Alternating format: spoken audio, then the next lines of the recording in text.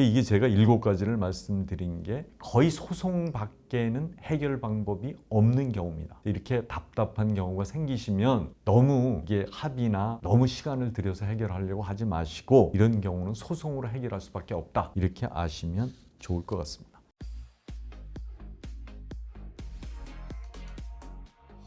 안녕하세요. 행복한 상속의 홍순기 변호사입니다. 이번 시간에는 지난 시간에 예고를 드린 대로 소송이 아니면 해결이 불가능한 7가지 경우에 대해서 말씀을 드리겠습니다. 아직까지 구독자가 아니시면 까만색 구독 버튼 눌러주시면 감사하겠습니다. 우선 상속이 이제 시작이 되면 그때부터 상속재산 협의를 하든지 상속인들끼리 재산을 분할을 해야 되는데 이게 합의로는 도저히 해결이 안 되는 경우가 있습니다. 반드시 소송을 해야 되는 경우가 7가지 경우가 있는데요. 여기에 대해서 좀 말씀을 드리겠습니다. 우선 첫 번째는 상속인이 아닌 자가 호적에 있는 경우입니다. 친생자가 아닌데 호적에 있을 수 있거든요. 지금 예를 들면 이제 할아버지 할머니가 자녀가 없으니까 다른 사람 야 양자해라 그래가지고 갔다가 그냥 그 호적에다 올려놓는 경우도 있고, 또 하나는 이런 경우도 있죠. 이제 남편하고 부인이 있을 때 남편이 자기가 밖에서 예를 들어서 나온 자식을 자기 마음대로 호적에 올릴 수도 있습니다. 그럼 부인 입장에서 볼 때는 친생자가 아닌 거잖아요. 그래서 친자가 아닌데 호적에 있다. 이런 경우는 반드시 소송으로 해결을 하실 수밖에 없습니다. 그 다음에 두 번째는 혼인이 무효인데 호적에 있다. 예를 들어서 본인의 의사하고 관계없이 혼인신고가 되는 경우가 있습니다. 특히 이제 치매 같은 상태에 있는데 옆에 가까이 있는 분, 간병해 주시는 분이나 친한 분이 본인의 의사와 관계없이 혼인신고를 해버리는 경우가 있거든요. 그럴 때는 자녀들 입장에서는 혼인 무효를 할 수밖에 없잖아요. 그 다음에 입양이 무효인데 또 이런 호적에 있는 경우가 있습니다. 이럴 때는 소송을 할 수밖에 없는 거고요. 또 하나는 지금 상속인이 미성년자인 경우가 있거든요. 상속인이 미성년자인데 부모 중에 한 사람하고 같이 상속을 받는 경우가 있잖아요.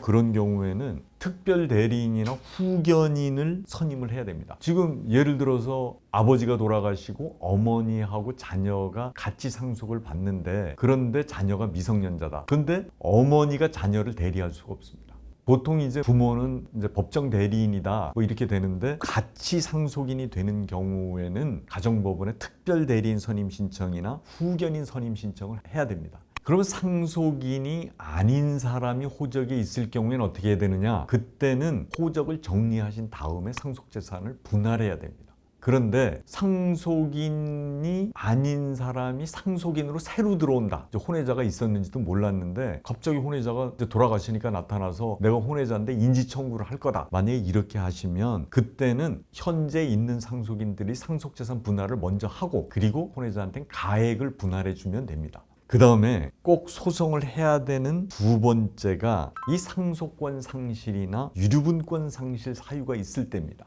이거는 지금 상속권 상실이 이제 구하라법에서 나온다 그랬잖아요. 양육 의무를 다하지 않거나 부양 의무 다하지 않는다, 폐륜이 있다. 이런 경우에 가정법원에 상속권 상실, 유류분권 상실을 청구해야 됩니다. 그래서 가정법원에서 결정이 나야 그 사람을 상속인에서 뺄 수가 있습니다. 다음에 세 번째는 상속인이 행방불명된 경우입니다. 이게 이제 2가지로 나눠볼 수가 있는데요. 첫 번째는 이게 사망 가능성이 엄청 높을 때가 있습니다. 도저히 연락도 안 되고 돌아가신 것 같다. 이럴 때는 실종 선고를 해서 아예 사망한 걸로 이제 간주를 받아놓고 상속재산 분할을 해야 됩니다. 소송도 그때 해야 되고요. 그런데 지금 완전히 돌아가시지는 않은 건 확실한데 연락만 안 된다. 어디에 사는지도 모르겠고 그 다음에 전화도 안 되고 이런다. 이럴 때 이제 이거는 이제 행방불명인 부재자잖아요. 이제 사망 가능성은 거의 없는 거고, 이럴 때는 지금 일단 소송을 해야 됩니다. 공시송달로 소송을 진행하되 부재자 재산 관리인을 선임해야 될 수도 있습니다. 또 하나 요즘에 하는 것 중에 하나 정산분할이라는 개념이 있습니다. 그건 뭐냐 하면 일단 상속재산 전체를 다 가액을 산정해서 행방불명된 사람의 상속분이 얼마인지 가액으로 정해놓고 이제 나머지 있는 상속인들끼리 부동산도 나누고 다 나누는 거예요.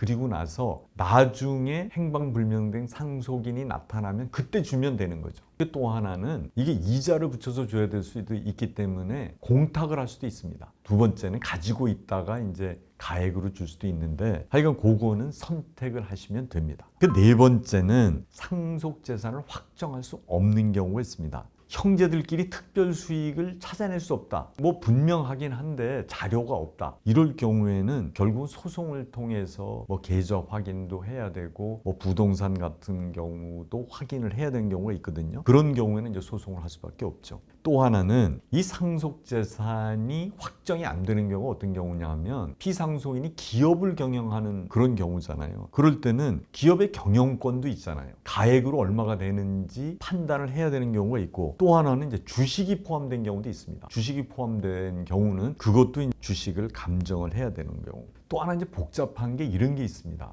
이제 피상속인이 이제 회사의 뭐 대표이사거나 이럴 경우에 가수금이 있습니다. 그러니까 피상속인이 회사에 빌려준 돈인 거죠. 그 다음에 또 어떨 때는 가지급금이 있습니다. 회사로부터 빌린 돈이 있는 거죠. 이런 경우는 엄청 어렵잖아요. 가수금이나 가지급금이 있기는 한 건지 또 하나는 액수가 정확하게 얼마인 건지 이것도 회사 장부를 다 봐야 되고 이제 그러면은 결국 회사 장부 같은 것들이 이제 법원에 다 제출이 돼서 그때 확인을 해야 되는 건데 이러니까 이게 소송을 안 하면 거의 확인이 어려운 경우가 이런 경우입니다. 또 하나는 지금 상속 채무라는 게 이게 안심상속 서비스 했을 때는 은행의 뭐 채무라든가 카드 회사의 채무는 나타나죠. 그런데 이게 개인 채무는 나타나질 않습니다. 그리고 또 하나는 회사에서 회사끼리 지금 어떻게 거래가 있었든가 그때 어떤 채권 채무가 있다 그러면은 그런 것들은 결국은 뭐 신고를 받기 전에는 나타나지가 않잖아요. 그래서 특별수익이나 상속재산이나 상속채무 존재 자체를 확정할 수 없을 때는 소송을 할 수밖에 없습니다. 그리고 또 하나가 이제 심각한 게 그 제3자 기부가 있습니다. 피상속인들께서는 뭐 공익법인이나 이런데 기부를 하는 경우도 많은데요. 이제 옛날에 하나 크게 문제가 됐던 건데 이런 겁니다. 어떤 분이 이제 공익법인에다가 자기 주식 전체를 준 거예요. 공익법인 입장에서는 엄청 좋잖아요. 이제 그런데 이게 증여세가 어마어마하게 부과된 게 있었습니다. 아니 그러니까 주식을 준 사람이 증여세를 내야 된다는 게 말이 안 되잖아요. 근데 이게 실제 그렇습니다. 이게 왜 그러냐면 이 공익법인에 대해서 이제 주식을 많이 주게 되면 이 어떤 공익법인을 자기가 직접 통제를 하려고 한다. 그래서 다 주식을 주고 난 뒤에 자기 자녀나 이런 사람들을 그 공익법인의 뭐 이사나 뭐 이런 경우에 하고 나서 결국은 편법 상속을 시킬 수가 있다고 이제 국세청에서 판단을 하는 거예요. 그래서 지금 공익법인에 기부할 때는 조심을 하셔야 됩니다. 이게 5%가 넘으면 이게 증여세를 내야 된다. 그리고 만약 증여세를 안 내셨을 때는 이게 돌아가시고 나서 상속세를 낼 때 이게 전부 다 합쳐서 상속세를 내야 되는 경우죠.